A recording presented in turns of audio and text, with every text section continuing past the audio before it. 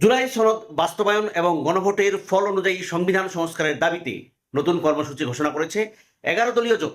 আগামী 4ই এপ্রিল রাজধানীতে বিক্ষোভ সমাবেশ করবে জোটটি। এই তথ্য জানিয়েছেন 11 দলীয় জোটের সমন্বয়ক এবং জামাত ইসলামের সহকারী সেক্রেটারি জেনারেল হামিদুর রহমান আজাদ। তিনি অভিযোগ করেছেন, সংস্কারকে ধামাচাপা দিয়ে সরকার শুধুমাত্র সংবিধানের সংশোধনী আনতে চায়। বর্তমান সরকার শেখ হাসিনার মতোই ফেসিবাদী পথে হাঁটছে। দর্শক, এই কর্মসূচির মাধ্যমে এটা ধরে নেওয়া যায় খেলা অলরেডি রাজধানীতে রাজপথে শুরু হয়ে গেল।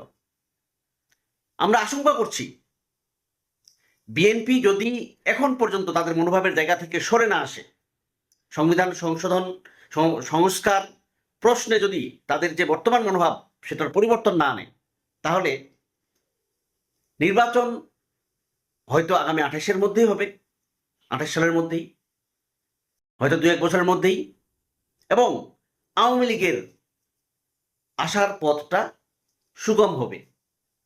এই সুযোগটা তারা হাতে নেবে। কি মনে হয় আপনার? কমেন্টসে জানান। ধন্যবাদ।